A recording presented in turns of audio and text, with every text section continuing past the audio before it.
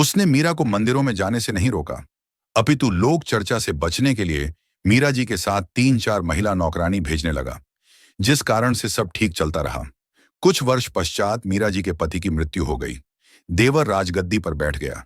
उसने कुल के लोगों के कहने से मीरा को मंदिर में जाने से मना किया, परंतु मीराबाई जी नहीं मानी, जिस कारण से राजा ने मीरा को मारने का षड्यंत्र रचा।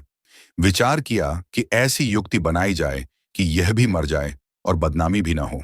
राजा ने विचार किया कि इसे कैसे मारें। राजा ने कहा कि सपेरे एक ऐसा सर्प ला दे कि डिब्बे को खोलते ही खोलने वाले को डंक मारे और व्यक्ति मर जाए। ऐसा ही किया गया।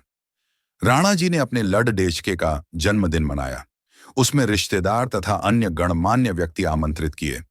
राजा ने मीरा जी की बांदी नौकरानी से कहा कि ले, यह बेशकीमती हार है, मेरे बेटे का जन्मदिन है, दूर दूर से रिश्तेदार आए हैं।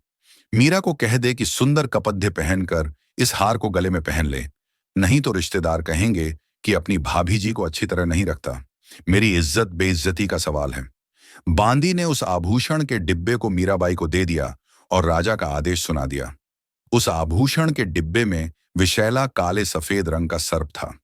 मीरा ने बांदी के सामने ही उस डिब्बे को खोला। उसमें हीरे मोतियों से बना हार था।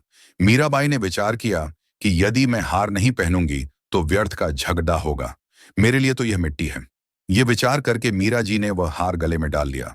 राजा का उद्देश्य था कि आज सर्प डंक से मीरा की मृत्यु हो जाएगी तो सबको विश्वास हो जाएगा कि राजा का कोई हाथ नहीं है। हमारे सामने सर्प डसने से मीरा की मृत्यु हुई है।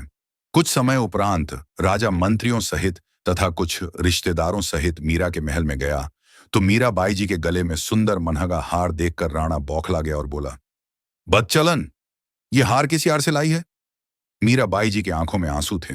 बोली कि आपने ही तो बांधी के द्वारा भिजवाया था। वही तो है। बांधी को बुलाया तथा पूछा कि वह डिब्बा कहाँ है। बांधी ने पलंग के नीचे से निकालकर दिखाया। यह रहा राजा जी, जो आपने भेजा था। राजा वापस आ गया। राजा ने सोचा कि अब की बार इसको विष में अपने सामने पिलाऊंगा, नहीं पिएगी तो सिर काट दूंगा। मीराबाई को विष से मारने की व्यर्थ कोशिश एक सपेरे से कहा कि भयंकर विष ला दे, जिसे जीभ पर रखते ही व्यक्ति मर जाए। ऐसा विष लाया गया। राजा ने मीरा से कहा कि यह विष पी ले, अन्यथा तेरी गर्दन काट दी जाएगी। मीरा ने सोचा कि गर्दन काटने में तो पिड्डा होगी, विष पी लेती हूं। मीरा ने विष का प्याला परमात्मा को याद करके पी लिया, लेकिन उन्हें कुछ नहीं हुआ।